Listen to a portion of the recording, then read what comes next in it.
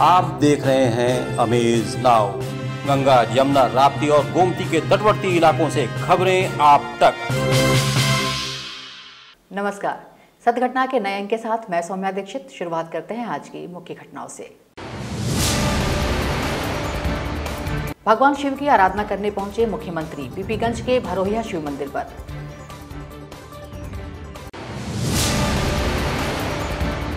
संतकबीरनगर जनपद में 13 लाख बकाये में शुरू हुई फैक्ट्री को सील करने की कार्यवाही। भारत नेपाल सीमा स्थित ककरहवा कस्बे में निकली शिव बारात। दोनों देशों के लोग बारात में हुए शामिल। सूर्य प्रताप शाही ने कहा कि टिकैत किसान आंदोलन के नाम पर किसानों को कर रहे हैं गुमराह।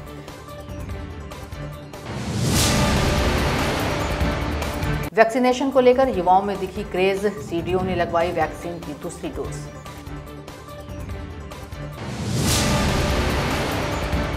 मुरादाबाद में पत्रकारों के साथ हुई अभद्रता और मारपीट के विरोध में काली पट्टी बांधकर गोरखपुर मीडिया ने जताया विरोध। केमिस्ट एंड ड्रगिस्ट एसोसिएशन के शपथ ग्रहण कार्यक्रम में कल आएंगे उत्तर प्रदेश के स्वास्थ्य मंत्री जय प्रताप सिंह।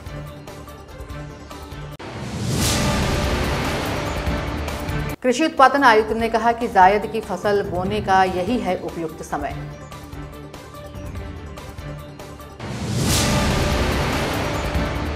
पंद्रह नाबालिग बच्चों को अवमुक्त कराते हुए 3 मानव तस्करों को किया गया गिरफ्तार।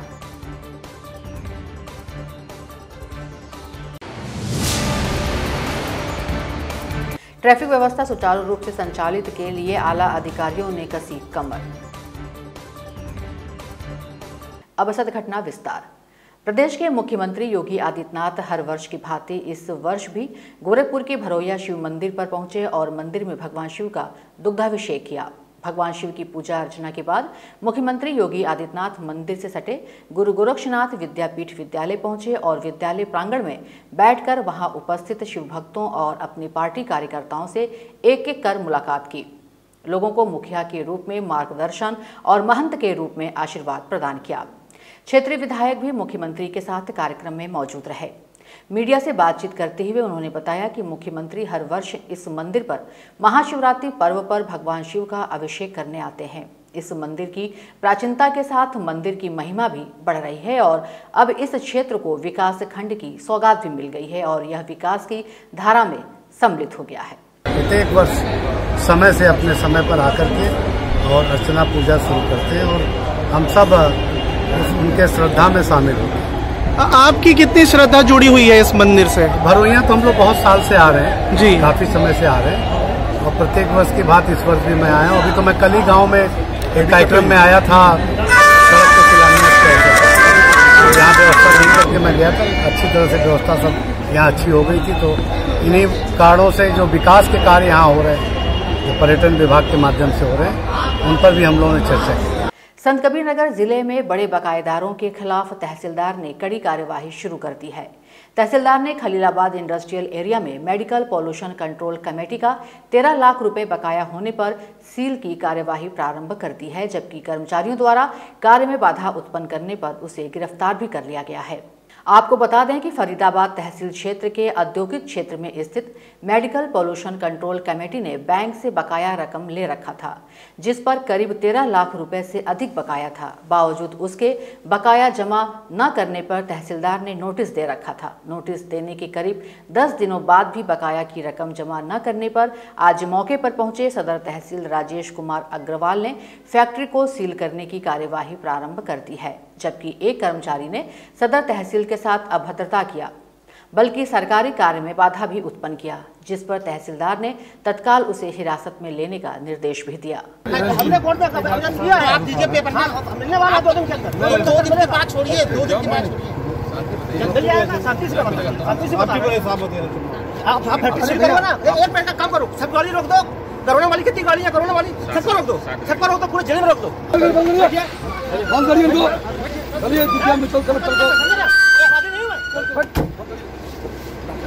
हर वर्ष की भांति इस वर्ष भी सिद्धार्थनगर जनपद के भारत नेपाल पर स्थित ककराहवा कस्बे में शिवरात्रि के दिन शाम को शिव बारात के रूप में शोभा यात्रा निकाली गई। शिव बारात हनुमानगढ़ी से निकलकर पूरे कस्बे का भ्रमण करते हुए राम जानकी मंदिर पहुंची, जहां पर जयमाल डालकर सांकेतिक रूप से शिव विवाह संपन्न हुआ।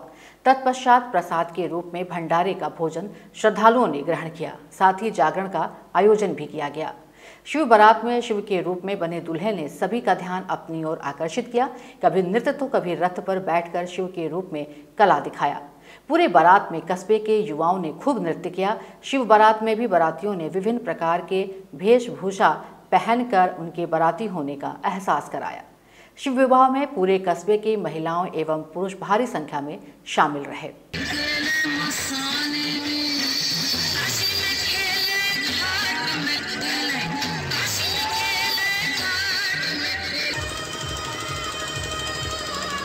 शिव बारात कमेटी अध्यक्ष अमन जायसवाल ने बताया कि हर वर्ष की भांति इस वर्ष शिव विवाह का आयोजन किया गया है। बड़े ही धूमधाम से शिव भक्तों ने जागरण का भी आयोजन किया। हर वर्ष की भांति इस वर्ष भी हमारे ककराहवा बाजार में महाशिवरात्रि के इस महापावन पर्व पर शिव विवाह का आयोजन किया जा रहा है, जो हर साल इसी तरह गाजे बाजे के साथ बाकायदा यहाँ से निकलता है। हनुमानगढ़ी मंदिर से निकलता है और पूरे कस्बे का भ्रमण करते हुए श्री राम जानकी मंदिर पर पहुंचता है, जहां पे जयमाल का कार्यक्रम होता है। तत्पश्चात वहां पे रात्रि जागरण का प्रोग्राम होता है। उसके बाद कार्यक्रम का समापन किया जाता है। यूपी के बलिया में आज गंगा बहुउद्देशीय सभागार में आज़ादी का अमृत महोत्सव कार्यक्रम का आयोजन किया गया, जहां कार्यक्रम के मुख्य अतिथि कृषि शिक्षा एवं अनुसंधान विभाग उत्तर प्रदेश, मुख्यमंत्री सूर्य प्रताप शाही, राज्य मंत्री उपेंद्र तिवारी और संसदीय कार्य मंत्री आनंद स्वरूप शुक्ला ने भी दीप प्रज्वलित किया। कार्यक्रम के बाद सूर्य प्रताप शाही ने मीडिया से कहा कि किसानों का आंदोलन नहीं है, बलिया में एक भी किसान उसके भीतर शामिल नहीं है। उन्होंने गलत तथ्यों के आधार पर किसानों को गुमराह करने का कोशिश किया है, आंसू बहाकर लोगों को गुमराह करने का प्रयास किया है। उससे किसान वाकिफ है और जनता समझदार है। देश के भीतर इतने बड़े पैमाने पर MSP पर खरीदारी हुई, विगत वर्षों में खरीदारी हुई और इस साल भी 67 लाख मीट्रिक टन धान की खरीदारी की गई है। 12,000 करोड़ रुपए का योगी की सरकार में उतनी बड़ी खरीदारी हुई है। ये एक भ्रमित आधार पर लोगों को गुमराह करने का प्रयास कर रहे हैं। ये वो लोग हैं जिनको जनता ने अस्वीकार कर दिया है, जिन्हें चुनाव में जनता ने पराजित कर दिया है। वह गलत ढोंग पैदा करके वह चाहते हैं कि उसको आगे बढ़ाएं, लेकिन आम किसान के साथ कोई समर्थन में नहीं है। उसे किसान आंदोलन मानता नहीं। सरकार फ्रंट फुट पर है। किसानों के कल्याण के लिए उस तरह के नियमों का सुधार किया और जो पाबंदियां थीं उसको खत्म किया। देखिए, यह उनका अपनी सोच है। यह किसानों का आंदोलन नहीं है और बलिया का एक भी किसान उसके भीतर शामिल नहीं है, न उत्तर प्रदेश का कोई किसान उसके भीतर शामिल है। तो उन्होंने गलत तथ्यों के आधार पर किसानों को गुमराह करने की कोशिश किया है और आंसू बहा करके लोगों को गुमराह करने का जो उन्होंने प्रयास किया है, उससे किसान वाकिफ है और वो समझदार है।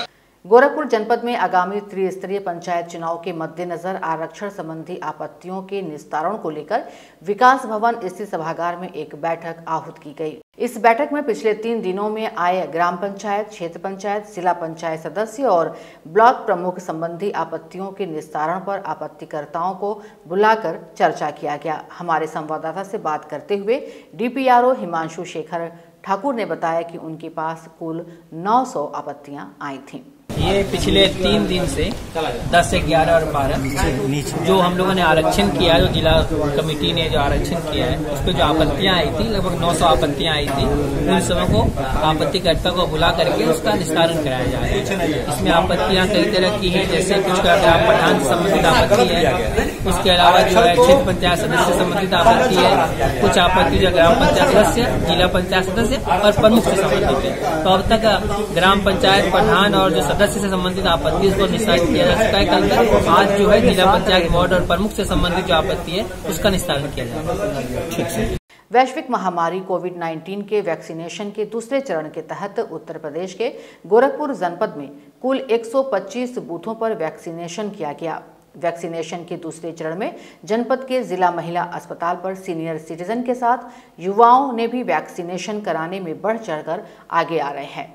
वहीं मुख्य विकास अधिकारी इंद्रजीत सिंह ने भी जिला महिला अस्पताल पर कोविड-19 वैक्सीन की दूसरी डोज लगवाई। हमारे संवाददाता से बात करते हुए सीडीओ इंद्रजीत सिंह ने बताया कि वैक्सीन लगवाने के बाद वह अच्छा महसूस कर रहे हैं और यह वैक्सीन पूरी तरह से सुरक्षित है। अभी सेकंड डोज लगा है, बिल्कुल सेफ है वैक्सीन और कोई भी नॉर्मल है सब चीज़ें।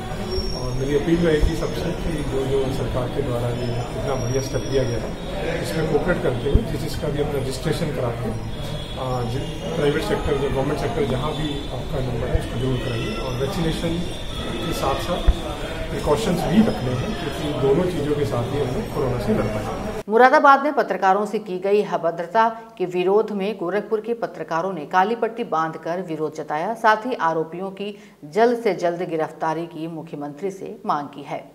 मुरादाबाद की घटना से आहत गोरखपुर जर्नलिस्ट प्रेस क्लब अध्यक्ष मार्कंडेय मणि त्रिपाठी द्वारा आपात बैठक जर्नलिस्ट प्रेस क्लब में बुलाई गई। मुरादाबाद में कल पत्रकारों के द्वारा सवाल पूछे जाने पर समाजवादी पार्टी के राष्ट्रीय अध्यक्ष एवं उत्तर प्रदेश के पूर्व मुख्यमंत्री अखिलेश सिंह यादव द्वारा किए गए दुर्व्यवहार और उनके कार्यकर्ताओं द्वारा किए गए मारपीट के विरोध में गोरखपुर जर्नलिस्ट प्रेस क्लब के तत्वावधान में गोरखपुर के सभी इलेक्ट्रॉनिक और प्रिंट मीडिया के पत्रकारों ने हाथ में काली पट्टी बांधकर समाजवादी पार्टी के राष्ट्रीय अध्यक्ष अखिलेश सिंह यादव एवं उनके कार्यकर्ताओं के प्रति कड़ा विरोध जताया। प्रेस क्लब अध्यक्ष मार्कंडेय मणि त्रिपाठी ने बताया कि सरकार किसी भी पार्टी की हो, लेकिन पत्रकारों का उत्पीड़न होता रहता है, लेकिन पत्रकार कभी सवाल पूछना नहीं छोड़ता। मार्कंडेय मणि त्रिपाठी ने बताया कि हम लोगों ने माननीय मुख्यमंत्री जी से फैक्स के माध्यम से इस पर त्वरित कार्यवाही करने का अनुरोध किया है। अगर त्वरित कार्यवाही नहीं होती है और आरोपियों की गिरफ्तारी नहीं होती है तो हम बड़े स्तर पर प्रदर्शन करेंगे। इस मौके पर गोरखपुर सभी समाचार पत्रों के प्रभारी संवाददाता, इलेक्ट्रॉनिक मीडिया के प्रभारी और संवाददाता समेत सैकड़ों की संख्या में पत्रकार उपस्थित रहे।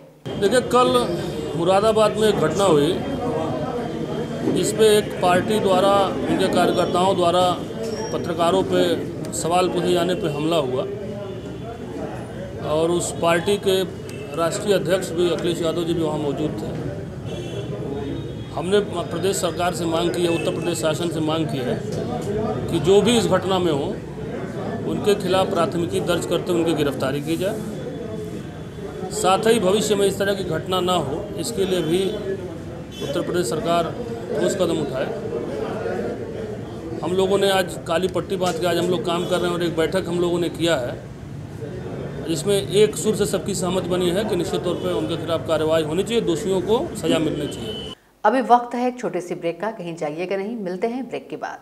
Offset printing, flex and digital printing, radium glowshine board and vinyl print, steel letter, acrylic letter board, wedding album, social media advertising, cinema LED paper advertising, cinematic video mixing lab, candid and cinematic videography and videography के लिए संपर्क करें Shri Ashtavinayak advertiser and media solution, Pratap market, cinema road, Golghar, Gorakhpur. Mobile number 9665631022।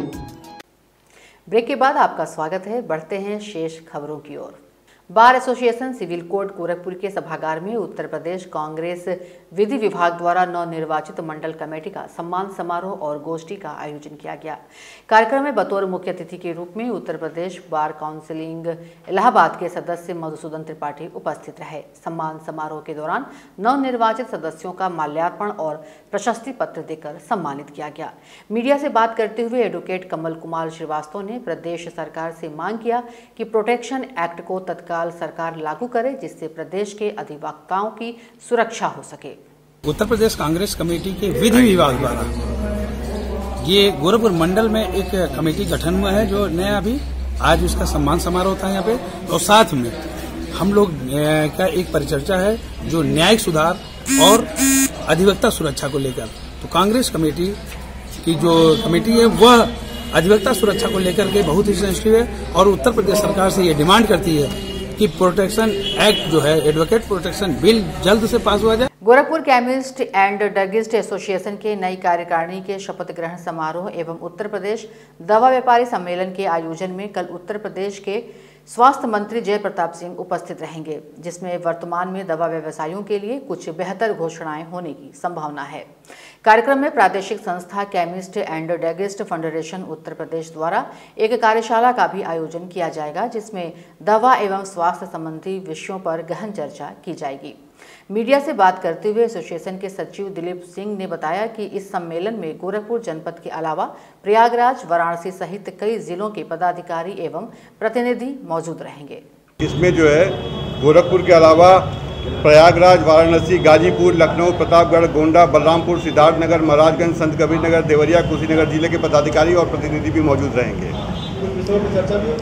हाँ, वहाँ पे जो कार्यशाला होगी chemist and federation druggist federation Uttar Pradesh की, उसमें जो है दवा व्यापारियों पे जो आ रही मुसीबतों पे जो प्रॉब्लम हो रहा है उनको व्यापार करने में, उसको लेकर चर्चा होगी, उस पर चर्चा किया जाएगा, उस पर उभरने के उपाय बताया जाएगा, लोगों को क्या क्या तरीका अपनाएं, क्या क्या करना है, और स्वास्थ्य के संबंधित विषयों पर भी चर्चा की जाएगी वहाँ पे। राजकीय इंटर कॉलेज नौगढ़ सिद्धार्थनगर से भारत की आज़ादी के 75वीं वर्षगांठ के अवसर पर आज़ादी का अमृत महोत्सव कार्यक्रम के तहत प्रातः 9 बजे 75 साइकिल सवार वॉलंटियर द्वारा स्वतंत्रता की साइकिल रैली का आयोजन किया गया। राजकीय इंटर कॉलेज नौगढ़ के मैदान से प्रारंभ होकर साड़ी चौक से सनई चौराहा होते हुए राजकीय इंटर कॉलेज मैदान में यह रैली समाप्त हुई। इस रैली को जिला विद्यालय निरीक्षक अवधेश नारायण मौर्य ने हरी झंडी दिखाकर रवाना किया। साथ में राजकीय इंटर कॉलेज नौगढ़ की प्रधानाचार्य विभा चतुर्वेदी तथा प्रधानाचार्य Sinheshwari, inter college doctor captain Neeraj Kumar Srivastava, Vinay Gupta, Shadab, Brajesh Kumar Dhuriya, Satyam Shukla तथा मंजीत मौर्य आदि की उपस्थिति रही। कृषि उत्पादन आयुक्त आलोक सिंह व निदेशक अजित प्रकाश ने लखनऊ से वीडियो कॉन्फ्रेंसिंग कर Gorakhpur annexe video conferencing hall में संयुक्त कृषि निदेशक हरेंद्र कुमार उपाध्याय को बताया कि मूंगफली की बुआई का यही सही समय होता है। बुआई करते समय बीज शोधन जरूर कर लेना चाहिए। मूंगफली के साथ दूसरी फसलें भी लगा सकते हैं, इससे जमीन की मात्रा संतुलित रहती है। इसके लिए शुष्क जलवायु की आवश्यकता होती है। मूंगफली की खेती के लिए दोमट, बलुवर दोमट या हल्की दोमट भूमि अच्छी रहती है। जायद में मूंगफली की फसल के लिए भारी दोमट भूमि का चुनाव नहीं करना चाहिए। यह आलू, मटर, सरसों और गेहूं की कटाई के बाद खाली भूमि में की जा सकती है। 15 नाबालिग बच्चों को बाल श्रम हेतु तस्करी करके बिहार राज्य से दिल्ली ले जाया जा रहा था, जिन्हें मानव तस्करों के चंगुल से अवमुक्त कराते हुए 3 अभियुक्तों को गिरफ्तार किया गया। डीआईजी जोगिंदर कुमार के निर्देश में एएचटी प्रभारी द्वारा 15 नाबालिग बच्चों को तस्करी से मुक्त कराते हुए 3 अभियुक्तों को हिरासत में लिया गया।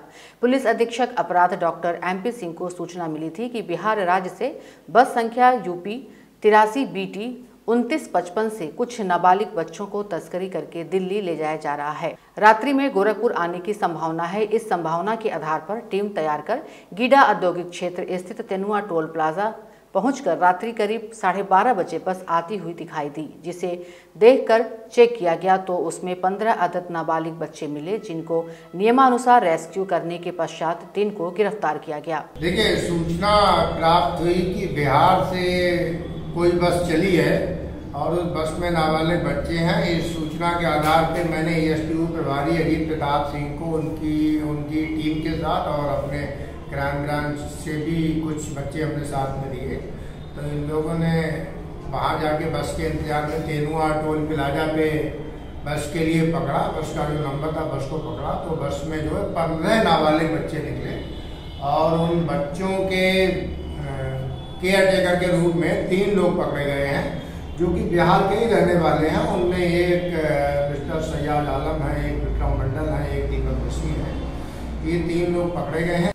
गोरखपुर महानगर में ट्रैफिक व्यवस्था सुचारू रूप से संचालित हो सके, इसके लिए एडीजी जोन, मंडलायुक्त, IG range, SSP, DM, SP city, SP traffic, GDA VC, SDM सदर, अपर आयुक्त, आरटीओ, आरएम सहित आला अधिकारियों ने मंडलायुक्त सभागार में मैराथन बैठक करते हुए ट्रैफिक व्यवस्था को पटरी पर लाने के लिए विचार विमर्श करते हुए अपने मातहतों को दिशा निर्देश दिया।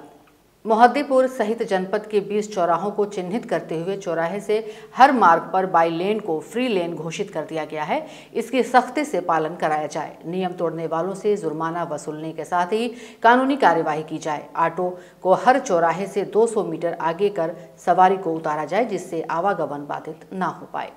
अगले 15 दिन में देवरिया कुशीनगर बिहार की ओर से जाने वाली निजी बसें जो विश्वविद्यालय के आसपास चलती हैं, उन्हें करजहां पुलिस चौकी के सामने शिफ्ट किया जाएगा। चौराहे का नवीनीकरण कराने की जिम्मेदारी पीडब्ल्यूडी को सौंपी गई है। चौराहे पर यातायात सुगम हो, इसके लिए विभाग तत्काल उस स्थान पर मरम्मत कराएगा। एक तरफ तो भारतीय जनता पार्टी की केंद्र और प्रदेश सरकार आए दिन किसी न किसी कार्यक्रम में महिलाओं को सम्मान और उसे आगे बढ़ाने की बात करती है और उनकी सुरक्षा के लिए वुमेन हेल्पलाइन और पुलिस के महिला और पुरुष जवानों को हमेशा उनकी सेवा में तत्पर रहने की निर्देश देती रहती है। लेकिन उत्तर प्रदेश के बलिया जनपद में इसका ठीक उल्टा देखने को मिला, जहां एक कार्यक्रम में शिरकत करने आए योगी सरकार के मंत्री आनंद स्वरूप शुक्ला के पैरों पर गिरकर एक मां अपनी बेटी और बेटे को पुलिस विभाग के थानेदार से बचाने की गुहार लगा रही है। आप तस्वीरों में देख सकते हैं कि वह मां किस प्रकार मंत्री से गिड़गिड़ा रही है कि उसके बच्चों को बचा लो। वो भी ये सब तब हुआ जब मंच पर जिला अधिकारी अदिति सिंह आसीन थी, जो खुद एक महिला हैं। उनके साथ साथ कृषि शिक्षा एवं अनुसंधान विभाग मंत्री सूर्य प्रताप शाही, राज्य मंत्री उपेंद्र तिवारी, एसपी विपिन तांडा मौजूद थे। लेकिन किसी भी अधिकारी या मंत्री ने यह जहमत नहीं उठाई कि आरोपी थानेदार को बुलाकर उसको उसके किए की सजा दे सके। आपको बता दें कि जनपद बलिया के दुबहड़ थाना क्षेत्र के व्यासी गांव की रहने वाली एक पीड़ित महिला रिंकी सिंह ने स्थानीय थाने के थानेदार अनिल चंद्र तिवारी पर गंभीर आरोप लगाया है कि थानेदार उसके बेटे को झूठे केस में फंसाकर रिमांड पर लेकर पीटने की बात कर रहा है और उसकी बेटी के बारे में भद्दी भाषा का प्रयोग करते हुए उसका मोबाइल नंबर मांग रहा है और न देने पर बुरा अंजाम झेलने की धमकी दे रहा है।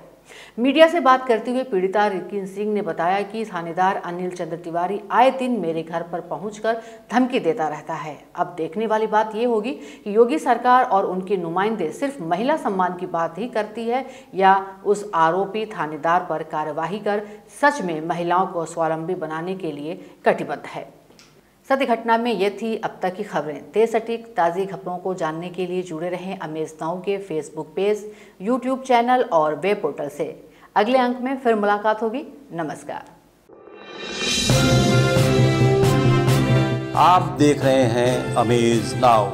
गंगा, यमुना, राप्ती और गोमती के तटवर्ती इलाकों से खबरें आप तक।